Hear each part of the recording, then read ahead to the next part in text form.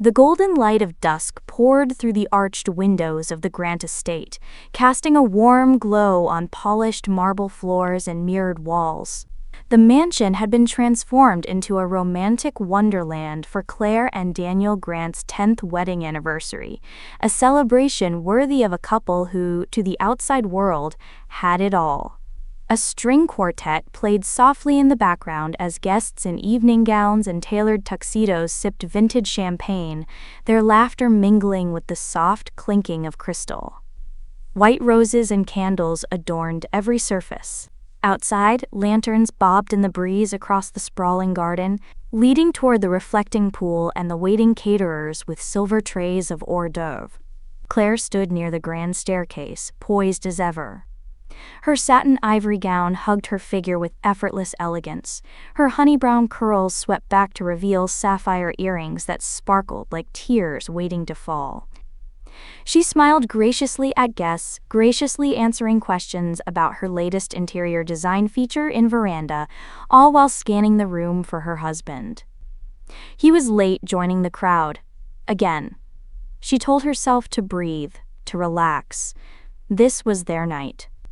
10 years of marriage, 10 years of appearances, victories, investments, reinventions. Claire had built their image as meticulously as she'd designed their home, every detail curated, controlled, and tonight was meant to reaffirm all of that.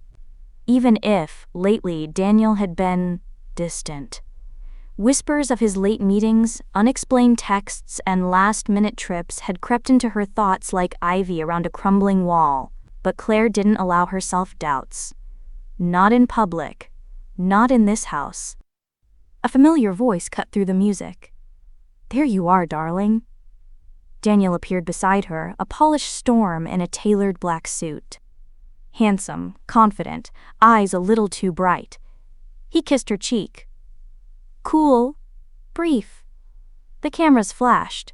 Claire stiffened under the touch. "You're late," she murmured under her breath. "Had to finalize something," he replied smoothly, already turning toward the stage. "Big moment tonight?" Claire's heart faltered. She had rehearsed her own speech a dozen times, a tribute to love, endurance, and their unbreakable bond. But Daniel's tone was different. It vibrated with something sharper, like an instrument tuned too tight. Before she could speak, a staff member tapped the microphone at the center of the stage, and Daniel stepped forward with a dazzling smile. The room fell silent. Claire's stomach coiled.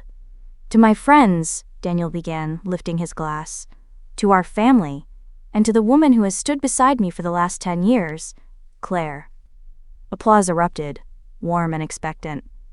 Claire smiled, though it didn't quite reach her eyes. She took a small step forward, waiting for her cue. "But," Daniel continued, his voice shifting, deepening, "tonight isn't just a celebration of the past, it's also the beginning of something new, something unexpected." The room hushed. Claire froze. Daniel glanced across the crowd, then extended a hand. A woman emerged from the crowd, tall, striking, with auburn hair, a smirk playing at her painted lips. She walked toward him like she belonged there. "This is Sabrina," Daniel said, "and she's the woman I've fallen in love with." A collective gasp erupted like thunder. Someone dropped a glass, it shattered on the marble. Cameras clicked in stunned succession. Claire's body went cold. Daniel turned to her, voice tinged with feigned sympathy. "Claire, I've filed for divorce. I didn't want to tell you like this, but it's time I live honestly." Claire felt everything fall away, the weight of the stares, the pity, the triumph in Sabrina's smile. Her heart pounded, but not with grief. With rage, she stood tall, her face composed, not a tear, not a tremble. Then she reached for the microphone, and she smiled. "Thank you, Daniel," she said, voice even. "That was quite the surprise." She turned to the crowd. "Since we're sharing, I have an announcement too." Daniel's smirk faltered. The music had stopped. The air grew still, as if the walls themselves were holding their breath. Claire glanced toward the grand staircase. You see, I've been preparing for this night too. Just in a different way. Silence hung in the air like smoke after a gunshot. Claire's fingers curled lightly around the microphone, her knuckles bloodless, her nails painted a perfect nude pink, immaculate, just like everything else about her. Except tonight, perfection was no longer the goal. Daniel stood beside her, arms confidently folded, lips pressed in the smug half-smile of a man who thought he'd won. His new girlfriend, Sabrina, hung off his arm like a prize, her red dress a deliberate choice, one designed to provoke. And it had. The gasps hadn't even fully faded, and yet no one moved. Not a soul. They waited. Claire let the silence stretch just long enough to make the anticipation ache. First, she said, her voice as crisp and clear as glass. Thank you, Daniel, for your honesty. It's refreshing. A ripple of nervous laughter passed through the room, mostly from people too afraid not to respond. Claire turned toward the crowd, her expression soft, but her gaze flint-sharp. She wasn't breaking down. She wasn't leaving in shame. I know many of you have questions. About Daniel, about me, about her. She nodded towards Sabrina without even looking. And since we're now treating this party as a press conference, allow me to clarify a few things. Daniel's smile dimmed. Claire reached into her clutch and pulled out a small black device. A remote. With one click, the speakers crackled, and then played a voice that stopped the room cold. Daniel's voice. Once the funds are out of the Cayman account, we're clean. She won't know. It's all under her name anyway. If she ever gets suspicious, I'll spin it. You know how she is. Emotional. She'll cry, then move on. She always does. A shocked murmur rippled through the guests. Some turned to each other, jaws slack. Others, wide-eyed, turned to Daniel. The color drained from his face. Claire tilted her head slightly. That was from 3 months ago. I found the recorder tucked beneath the desk drawer in Daniel's home office. It wasn't even hidden well, but what was hidden well, until I hired a forensic accountant, was the trail of stolen company funds being rerouted through a shell corporation in my name. Daniel was planning to empty it, then disappear. With her. She turned toward Sabrina now, giving her a slow, assessing once-over. Though I imagine you didn't realize you were being used too. Sabrina blinked, her composure faltering. That's a lie. Oh? Claire replied sweetly. Then maybe you can explain this? She tapped again, playing another clip. Daniel, we'll bleed the account slowly. She won't even feel it at first. By the time she does, we'll be long gone. I'll tell her you're my accountant. She never checks the details. Claire paused the recording. Oops. That wasn't for public ears, was it? A murmur of horror spread through the room like a virus. Investors whispered frantically. Journalists, invited to cover the perfect marriage, now clutched their phones, texting their editors. This party was no longer a celebration, it was a crime scene. Daniel stepped forward, panic replacing poise. Claire, don't do this, she rounded on him. You did this. You embarrassed me in front of everyone I love. You plan to steal from me, Daniel. From our life. From everything we built. He flinched.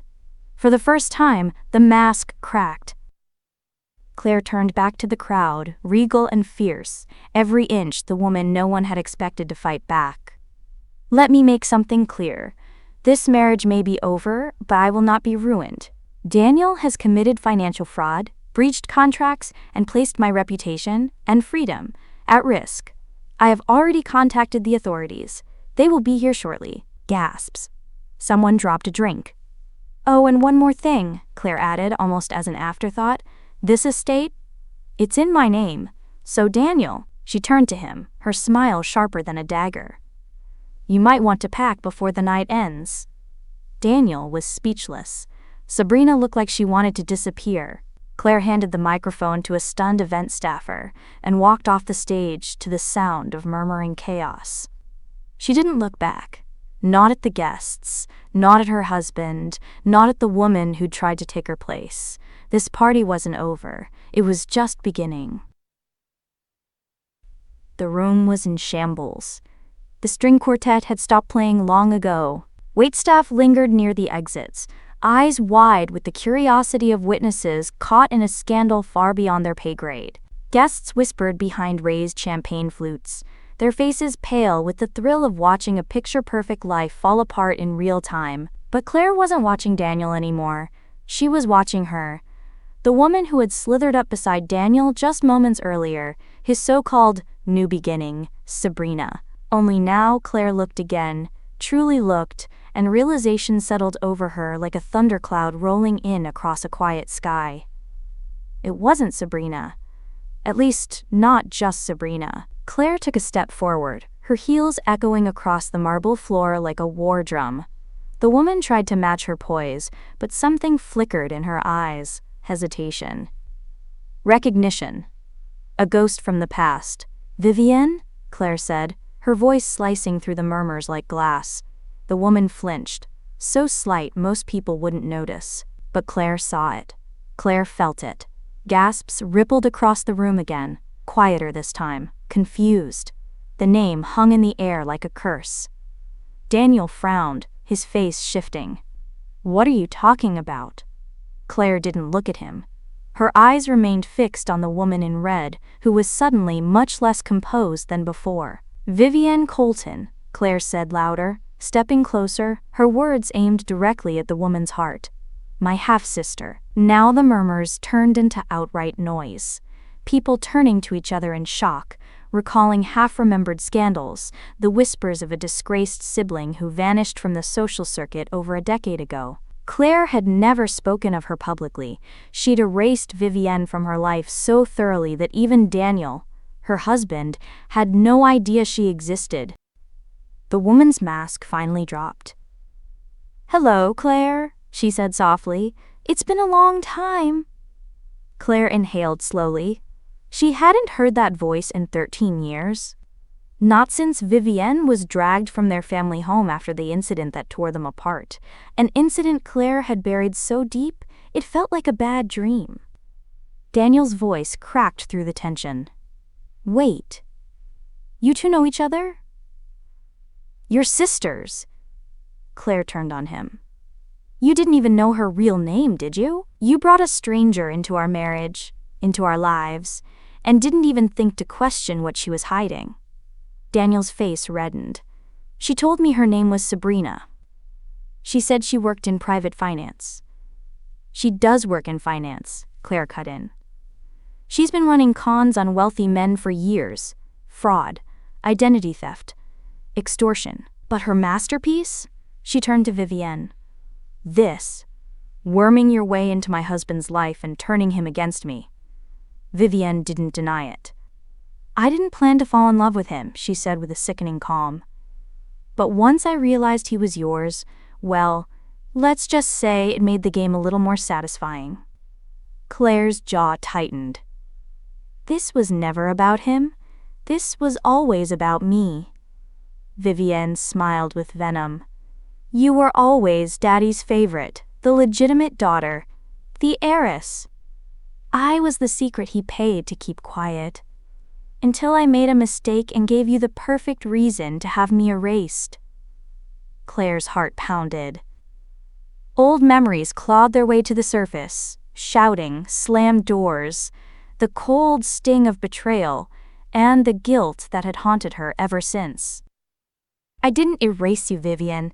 You destroyed yourself." Vivienne's eyes burned. "We'll see if you still think that by the time this night ends." Claire stepped closer, lowering her voice so only Vivienne could hear. "You think you're the only one who planned something tonight? You think I didn't know the moment you walked back into my life, wearing a new name and batting your lashes at my husband?" She leaned in just enough to whisper, "I let this play out." Vivienne blinked, the first flicker of doubt showing in her polished composure. Claire straightened and looked out at the crowd again. "Ladies and gentlemen, allow me to reintroduce you to Vivienne Colton. She's not just Daniel's girlfriend, she's a con artist, and tonight, she's my guest of honor." Police sirens could be heard in the distance now, faint but growing closer. Claire smiled as she turned to face the consequences.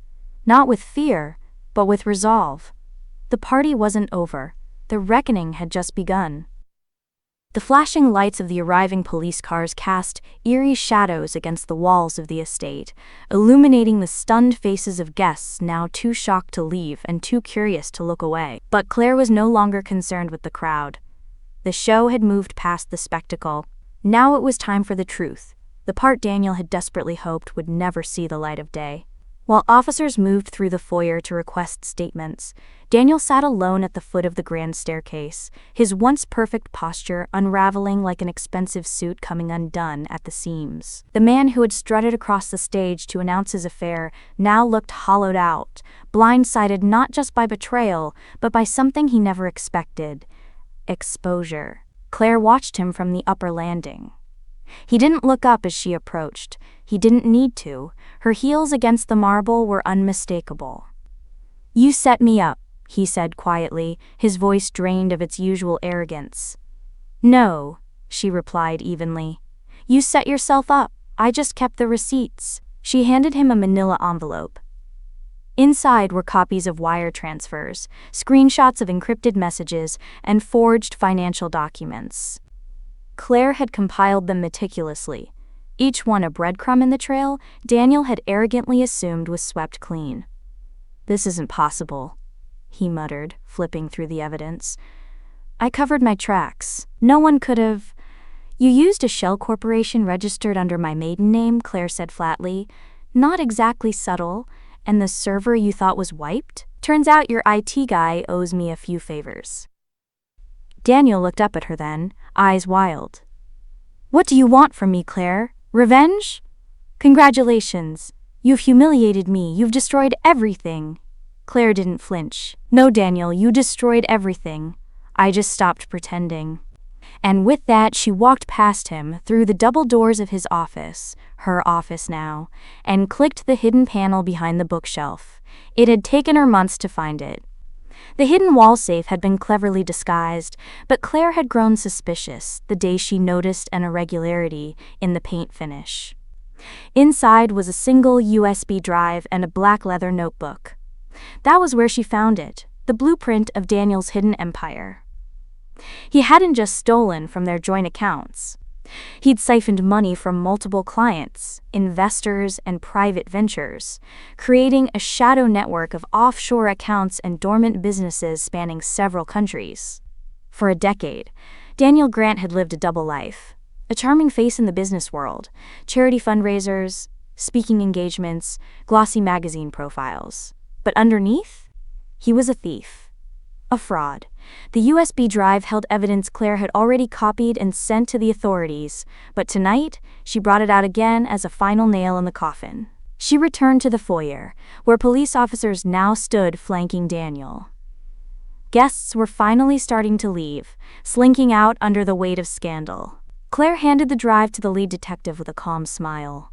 "Everything you need is on here." Daniel jumped to his feet. "You think you're untouchable, Claire? You think this makes you the hero?" Claire didn't blink. "No, but I'm not the villain in your story either. I just stopped being the background character." A murmur rippled through the remaining crowd. "You stole from charities," Claire added. "You funneled money meant for children's hospitals into a luxury condo in Dubai. You played the good husband on paper and the good man in public. But you were just building a life for someone else. Without me." Daniel tried to lunge forward, but the officers grabbed him. "You don't understand," he began. "I understand perfectly," Claire said, her voice cold. "You thought I'd never find out. You thought I'd be too busy playing the doting wife to notice you were planning your exit. With my sister, no less." She turned her back on him as the officers led him away. His shouts faded with every step. Claire stood in the doorway of the grand hall, her hand resting on the marble column as if steadying herself against the weight of what had been uncovered. The guests were gone now, the lights dimmed, and the perfect life she had so carefully built had been torn down, brick by brick, lie by lie. But beneath the ruins, something new waited. Something hers. The estate was nearly silent. Claire stood alone in her late father's study, the one room Daniel had never dared to touch. Floor-to-ceiling bookshelves lined with rare first editions surrounded her like a fortress of memory. The fireplace crackled low, its amber glow flickering over the heavy portrait above the mantel, her father's stern gaze locked eternally in judgment. Vivienne's voice haunted the back of her mind like a cold draft. "You were always Daddy's favorite." The words had struck a nerve not because they were cruel, but because they were true. Claire had spent her life being the chosen one, the publicly acknowledged daughter, the heir to the family name and fortune. And Vivienne? She had been the scandal buried behind closed doors, born from an affair, swept under the rug when her existence became inconvenient. Claire sat heavily in the old leather armchair, staring down at a faded family photo. Her parents, herself at age 10, smiling stiffly for the camera. But she remembered what had happened just before that photo was taken. The hushed argument. Her mother crying in the hallway. Her father's low voice saying, "No one can ever know about the other child." She had known. Even back then. She just hadn't wanted to believe it. Vivienne's reappearance had forced open wounds Claire thought had scarred over. But beneath the betrayal, there was still something deeper. Guilt. Guilt for what had happened the night Vivienne had been sent away. 13 years ago, Vivienne had been accused of stealing from their father's company. Fraud, embezzlement, a betrayal Claire never doubted, because their father told her not to. He said Vivienne was unstable, vindictive, and dangerous. Claire, desperate to preserve the life she had, stayed silent while Vivienne was disowned and exiled. Now, with Daniel gone and the web of lies collapsing, Claire wasn't so sure what, or who, to believe anymore. A soft knock interrupted her thoughts. She turned, expecting a staff member or perhaps one of the detectives, but it was Vivienne, still in the same crimson dress, though now it looked like a costume from a tragedy. Her face was bare, her posture less defiant.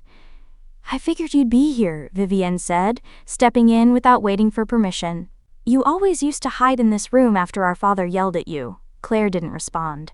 She watched Vivienne approach the firelight, eyes narrowing.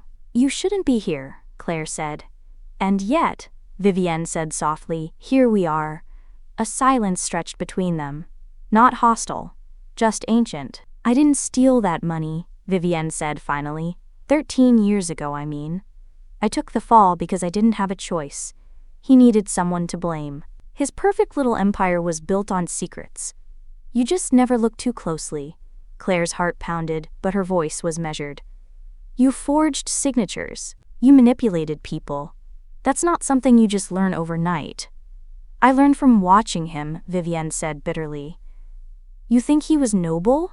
You think being his legitimate daughter made you better? He taught me how to lie, Claire. You were the golden child, but I was the shadow he trained in the dark." Claire's breath caught. "So all of this, Daniel, was about revenge?" Vivienne looked at her. "At first, yes. But then I saw something in him I hadn't seen in years. An opportunity. You had everything.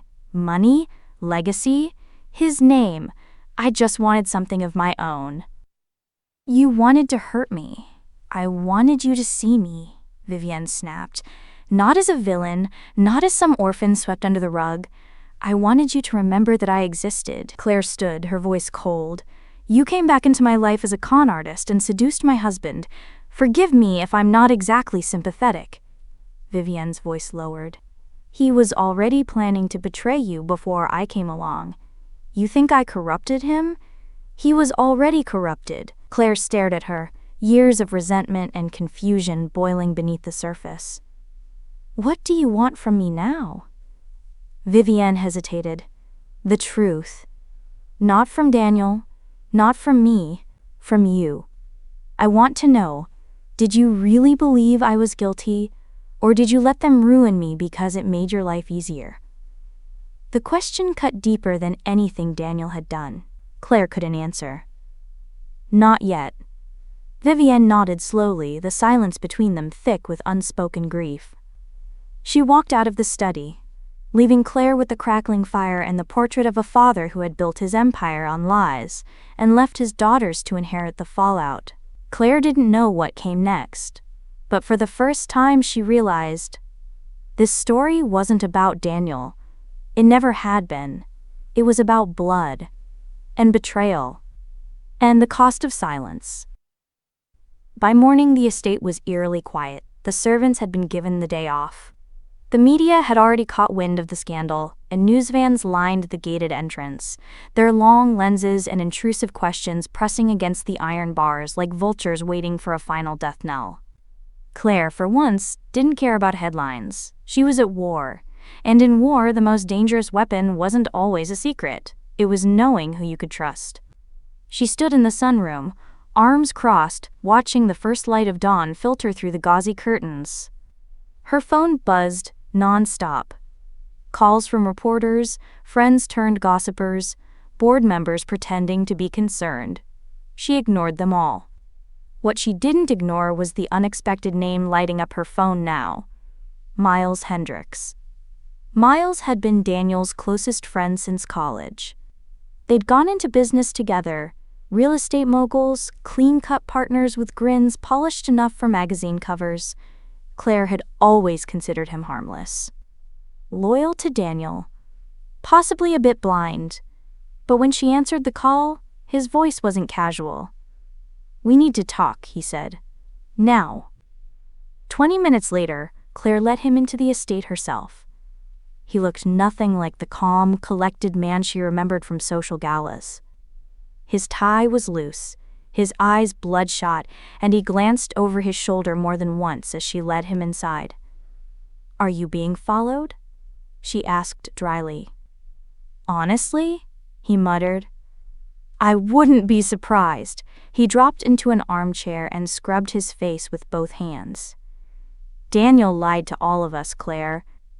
I didn't know about Vivienne. I didn't know about the accounts, I swear to you." Claire studied him. "Why should I believe you?" "Because I've already talked to the feds," he said, and pulled a flash drive from his coat pocket. "I gave them everything I had, emails, contracts. Daniel used our company to funnel money into those ghost accounts. He forged my name on half the documents. If I don't cooperate, I go down with him."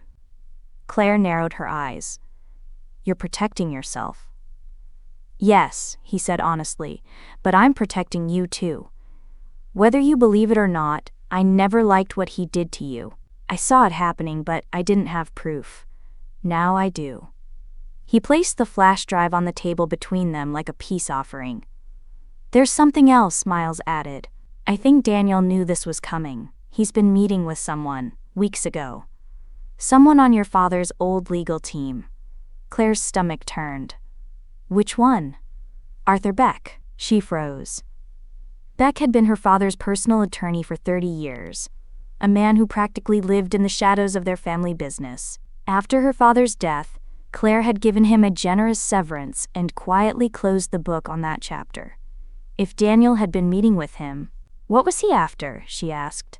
"Probably the inheritance clause," Miles said. "The will." Claire sat down hard. There had been a clause in her father's will, a stipulation that if Claire were ever deemed mentally incompetent, criminally charged, or unfaithful, control of the estate would pass not to a trustee, but to her legal spouse. It was a fossil from a time when power was passed through men. She had never worried about it before, but now it was obvious. Daniel's plan hadn't been just personal. It was strategic. He wanted to disgrace her, discredit her, and walk away with everything. Claire clenched her fists. "Miles," she said slowly, "I need you to find out if Beck kept copies of those will documents, and if Daniel tried to alter or exploit them."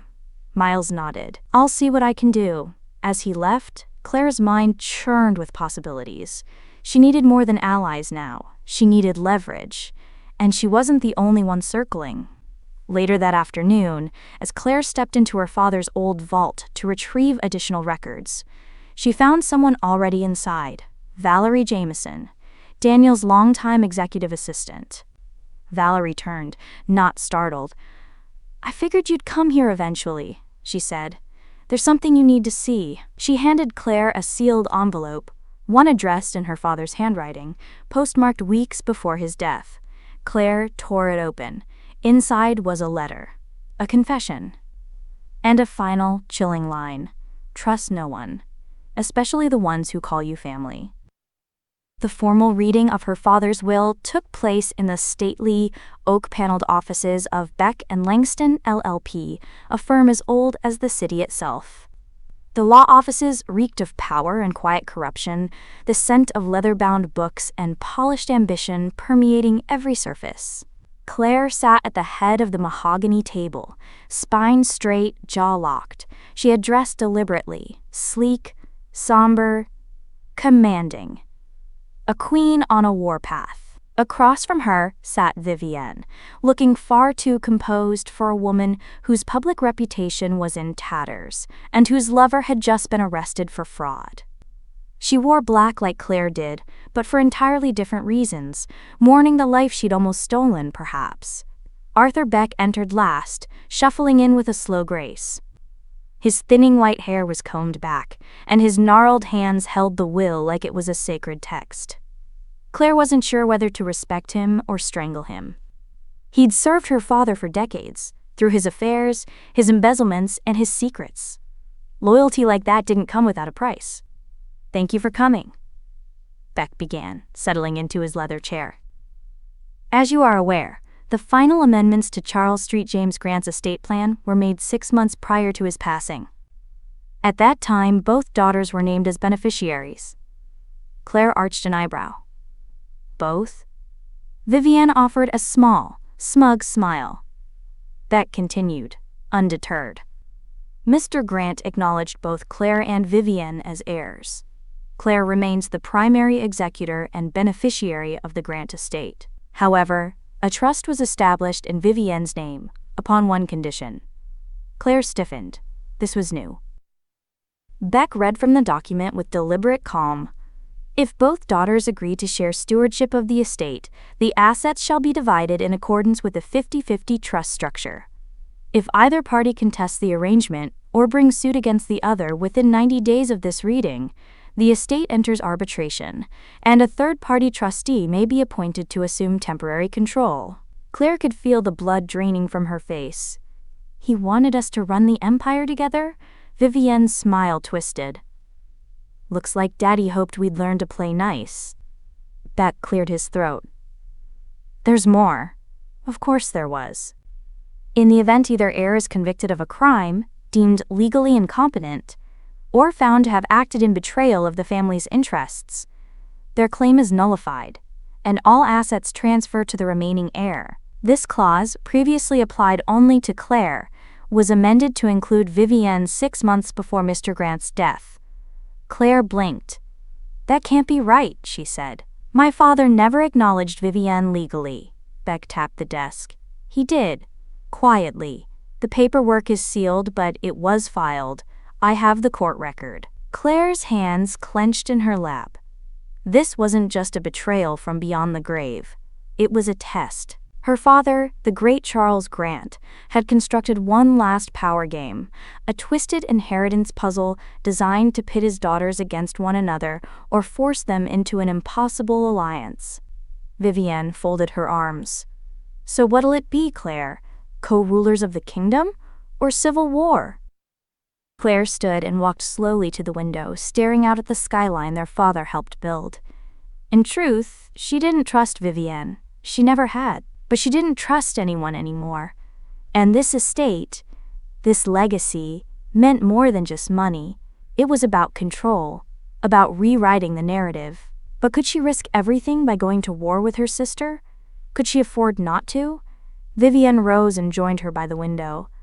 "We both know what he was doing. He knew you'd never accept me. He knew I'd never grovel. He was trying to make us destroy each other." Claire's voice was quiet. "So why play into his hands?" Vivienne turned her head. "Because I've spent my whole life being written out of the story. This is the only way I get a story." Claire didn't look at her. And Daniel? Was he part of that plan too? Vivienne hesitated. He was a means to an end. I didn't think you'd burn the whole house down. Claire's expression darkened. You should have known better. A long silence. Then Claire turned to Beck. I need time. I'm not agreeing to anything yet. Beck nodded.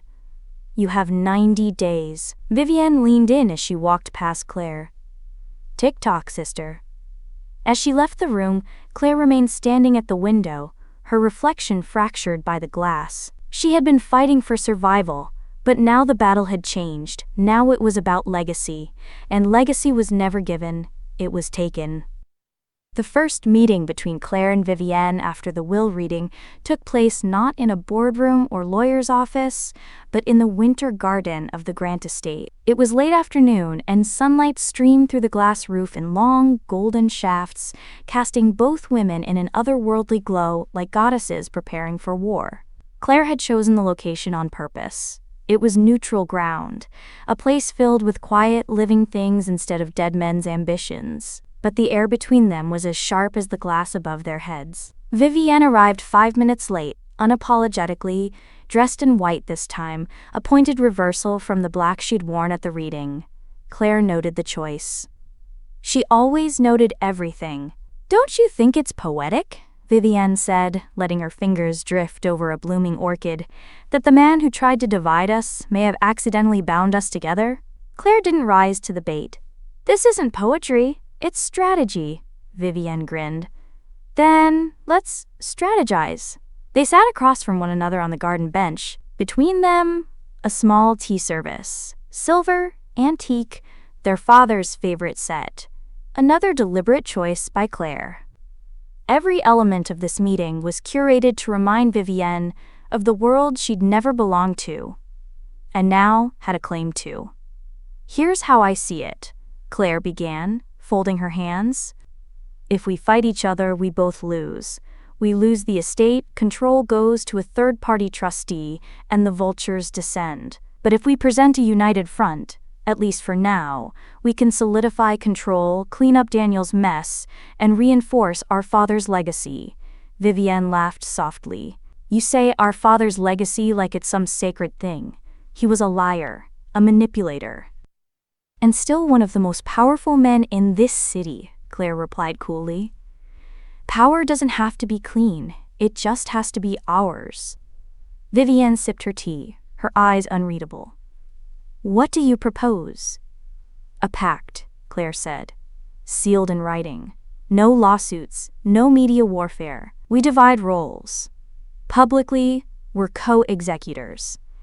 I'll handle corporate holdings and charitable trusts. You oversee the family properties and legacy projects. We present a united image. And privately, we keep tabs on each other. Vivienne's brows lifted. You want me to play house with you while we both hold knives behind our backs? Claire's voice dropped. You already had your knife out. I'm just offering a ceasefire. Vivienne was silent for a long moment.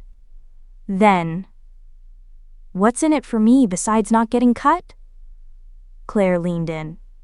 You get legitimacy, power, a clean slate, your own title, your own influence. You get to be someone more than just the affair baby or the girl who slept with her sister's husband. Vivienne flinched. Claire didn't apologize. And what do you get? Vivienne asked coldly. Claire didn't blink. Control, stability, and time to rebuild what Daniel tried to destroy. Vivienne stared at her for a long moment, then looked away. Her voice, when it came, was quieter. You don't trust me. Of course not, Claire said, and I don't expect you to trust me either. Vivienne stood and began pacing slowly, her heels clicking against the marble. Do you know why I went after Daniel, Claire? It wasn't just revenge. It was because he reminded me of him. Our father. The way he smiled, the way he controlled rooms, the way he made women feel smaller than him. Claire nodded once. I know. Vivienne turned to face her. I'm not the same girl you knew 13 years ago. and you're not the same woman who smiled through his betrayals. Maybe we were both shaped by the same monster. Claire stood. Then maybe it's time we start acting like the survivors we are. Another long pause. Finally, Vivienne extended her hand. Claire took it. It was not a sisterly handshake. It was the handshake of two CEOs forming a joint empire while secretly planning to outmaneuver each other. It was an agreement forged in blood, betrayal, and necessity. A pact. But as Vivienne turned to leave, she paused at the door. "There's something else," she said, not turning around. "Daniel left something behind. Before the party. A file. He said it was insurance in case everything went wrong." Claire's blood chilled. "Where is it?" "I haven't opened it yet. It's encrypted." But the label on the folder was simple. "Claire, read only if I'm gone." Claire's stomach turned. She stepped forward. "You're just telling me this now?" Vivienne finally looked back at her. "Because I wasn't sure if I was ready for what's inside. But maybe we should find out together." For the first time in days, Claire felt something close to fear. Real fear. Not the public spectacle or even the legal battle, but whatever truth Daniel had taken with him when he disappeared into the scandal. And as she followed Vivienne out of the winter garden, one thing echoed louder than ever. The past wasn't finished with them. Not even close. Vivienne led Claire to her apartment in the city, a sleek, high-rise unit overlooking the river. Minimalist. Immaculate. Sterile even. It looked more like a luxury hotel than a home. Claire hadn't been there in years. Not since she discovered Vivienne was more than just Daniel's consulting partner. The folder was waiting on Vivienne's glass dining table. It wasn't paper, as Claire had assumed. It was digital, an encrypted hard drive housed in a sleek black case, with Daniel's initials carved on the underside. It pulsed faintly as if alive. Vivienne poured 2 glasses of whiskey. No ice. Neither woman wanted to be sober, but neither could afford to be distracted. Claire studied the drive. "You haven't tried to open it?"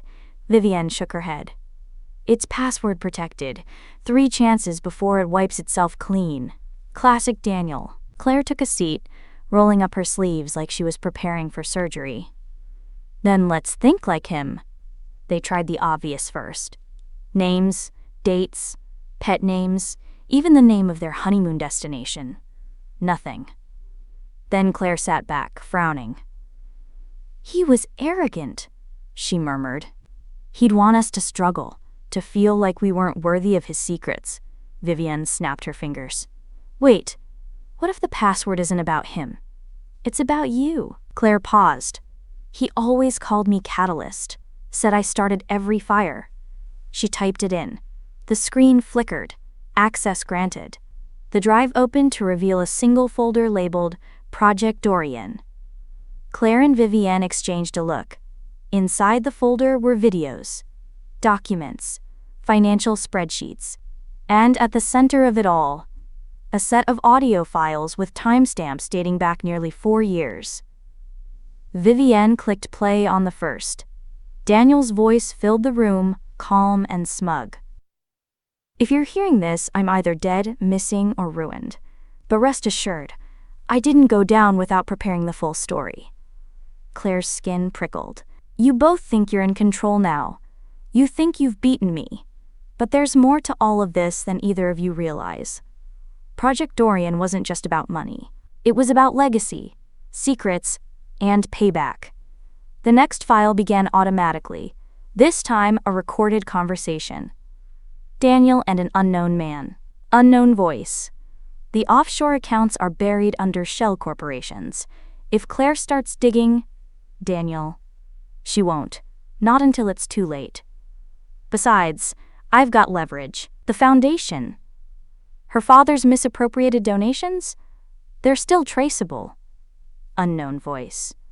"And if she talks, Daniel, then she goes down with me." Claire paled. "Pause it," she said. Vivienne obeyed. Claire turned away, gripping the edge of the counter.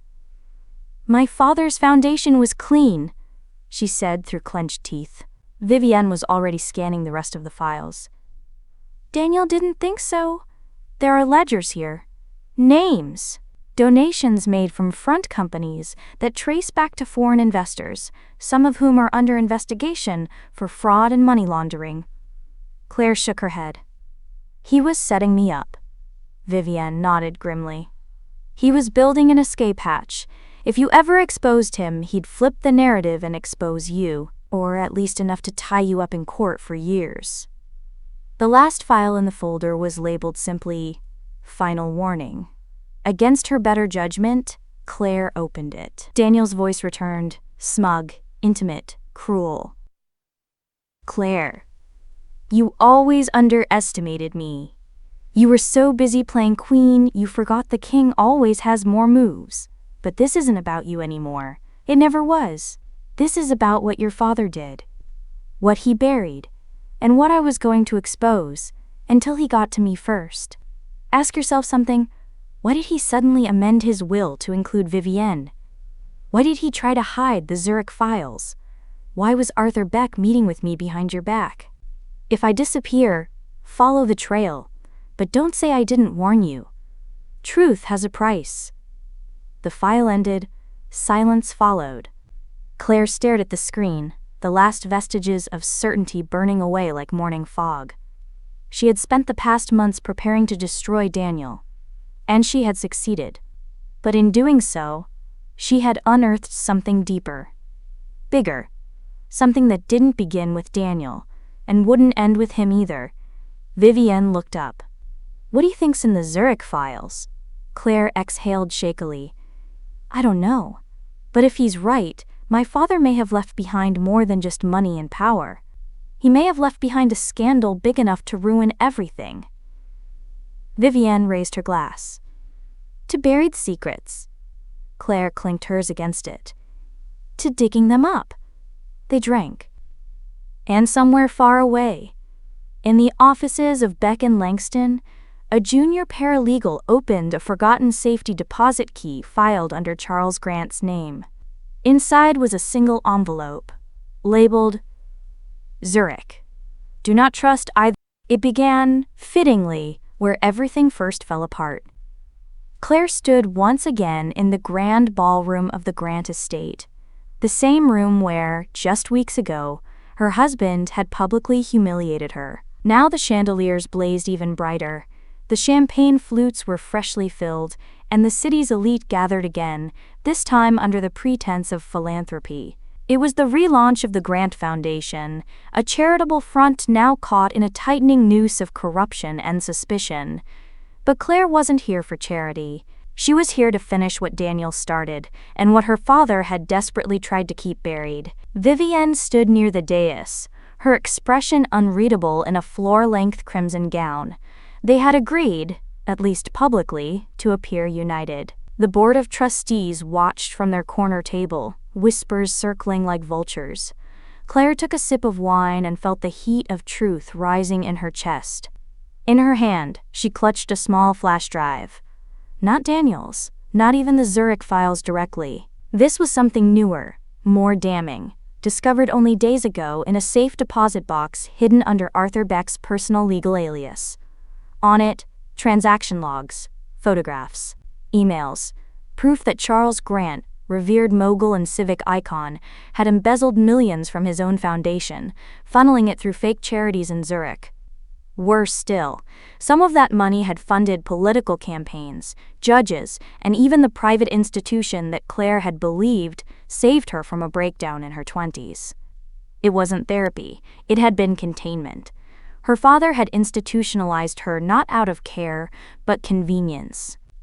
To silence her when she got too close to a truth she couldn't name at the time. And now she knew what it was. He had known about Vivienne years before he ever confessed. Knew about the affair, knew about the child. Claire had found the paternity results dated before Vivienne's mother died, and yet he kept the half-sister in the shadows until it suited his public image to include her. He hadn't just manipulated them, he'd bred them for this. Claire walked onto the stage. The music died. Thank you all for coming tonight, she began, her voice steady, eyes cool. We gather here in honor of the Grant legacy. A legacy built on ambition, innovation, and lies. The crowd murmured. Vivienne stiffened but said nothing. Claire continued, I know some of you have read the rumors, the leaks. I know the whispers in courtrooms and boardrooms. Tonight, I'll confirm what many of you have long suspected. My father's foundation was a front for laundering millions in offshore schemes. Gasps rippled. A few guests stood. One man dropped his glass. Vivienne stepped forward. Claire, don't do this. But Claire raised her hand. I'm not finished. She turned toward the trustees. And some of you in this room were complicit. You took his money. You looked the other way. She inserted the flash drive into the large display behind her. Names appeared. Dates, company aliases. Every dirty secret her father had tried to take to his grave. You want to talk about legacy? She asked, her voice rising. This is it. This is what legacy looks like when truth is the price. Chaos erupted. Phones flashed. Reporters scrambled. The press, previously barred, had been quietly invited by Claire's assistant an hour before the party began. She'd leaked everything. On her terms. Vivienne was beside her now, pale. You're burning everything. I'm burning the part that was never ours to protect, Claire said quietly. Now we can build something real. Vivienne's voice cracked. You'll lose everything. Claire looked at her. Maybe. But I'll lose it on my own terms. Suddenly, a voice cut through the crowd. Arthur Beck. Old. Angry. And cornered. You self-righteous little girl, he spat. You think exposing your father makes you clean? You benefited from those lies. That money raised you, paid for your education, funded your image. Claire turned to him. You're right. And I'm willing to face that. Are you? Security stepped in. Beck tried to leave, but the press had swarmed the exits. Vivienne grabbed Claire's arm. We were supposed to do this together. Claire's voice was calm. We still can. But not as shadows of men. Not as heirs to rot. Vivienne stared at her, something fierce and painful in her eyes. Then she nodded once. As the ballroom descended into media frenzy and police sirens sounded in the distance, called by Claire herself, she walked down the steps, the flash drive still glowing on the screen behind her. The empire her father built had cracked wide open. Daniel's warning had been right. Truth had a price, and Claire had paid it, not in silence, but in fire. Epilogue T is optional. Weeks later, Claire sits in a quiet courtroom as the foundation's assets are frozen. She receives a letter, unsigned. Inside is a photo of her father, much younger, with a third woman, and a child. On the back, one word, sister.